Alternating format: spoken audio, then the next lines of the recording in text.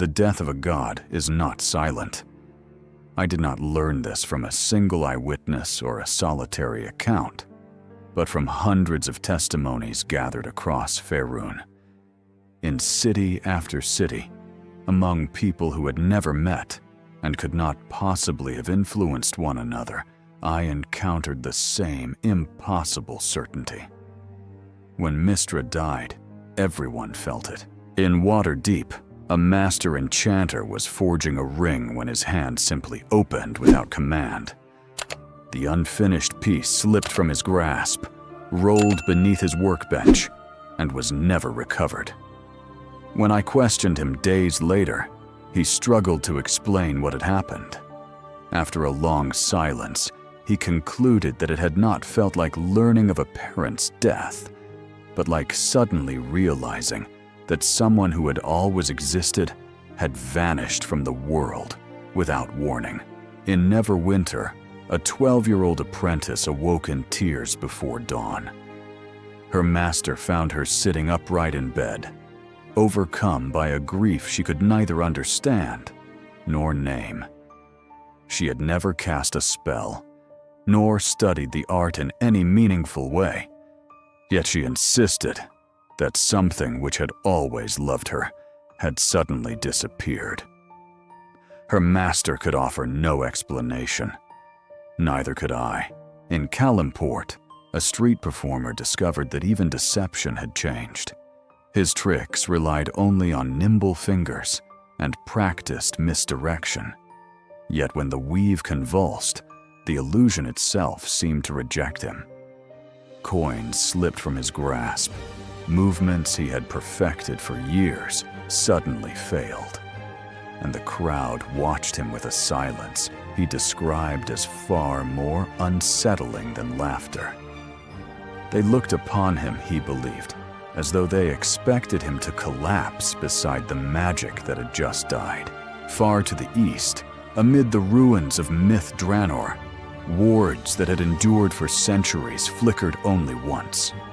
For a single breath, enchantments forged to resist shadow and corruption seemed to forget their purpose. The darkness did not advance. Whether it hesitated from caution or shared in that universal moment of grief, no surviving scholar has ever been able to determine. In Cormyr, a war wizard collapsed during a royal council. Once consciousness returned, she searched for words with the precision of someone accustomed to describing magical phenomena. Yet language seemed inadequate. Eventually, she compared the experience to hearing a melody that had accompanied every moment of one's life suddenly cease to exist. Even afterward, she admitted that she could not understand how one was supposed to mourn something as intangible as a rhythm. Silvery Moon responded differently. The High Mage gathered every practitioner within the city and ordered them to cease all spell casting. Not because magic had already become dangerous, that realization would come soon enough, but because silence was the only tribute worthy of the moment. For 3 uninterrupted hours, no spell was cast within the Gem of the North. The absence of the weave was honored with absence itself. Many have asked why the death of Mystra was felt so universally. The answer begins with a misunderstanding. The weave is not a tool to be wielded, nor a resource to be harvested. It is a living bridge between mortal minds and the raw force of creation itself. Every spellcaster who touches the weave is, in turn, touched by it. When Mystra fell, every mage across Faerun experienced the same impossible sensation. It was not simply that magic failed. It was as though the weave itself convulsed in grief. Even those untouched by formal magic felt echoes of that loss. A fisherman in Luskan later described an inexplicable sensation of falling while standing perfectly still. A baker in Baldur's Gate insisted that the morning itself had felt thinner, as though reality had somehow become less substantial. In El Turel, a child who knew nothing of Mistra or the art drew a woman dissolving into stars without understanding why the image had come to her.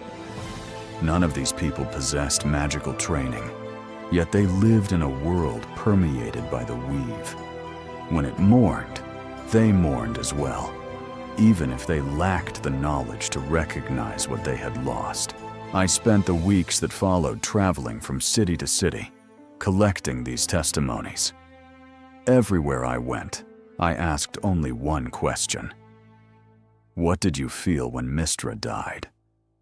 No one ever asked me who Mistra was. No one questioned whether a goddess could die. Before I could explain, they already understood.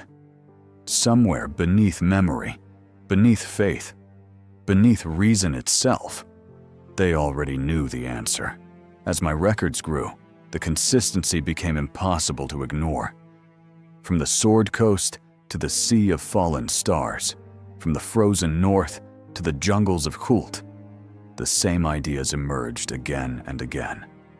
Every witness described an absence, a loss, a silence where music should have been, a warmth that had quietly departed from the world. One account remains especially vivid in my memory.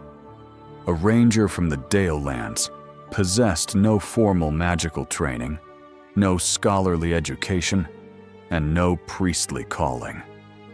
I expected little from his testimony. Instead, after reflecting for several moments, he offered the clearest description I would hear during my entire journey.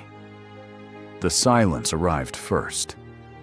Nothing I have read before or since has expressed the moment more accurately. He needed no further explanation, nor did I.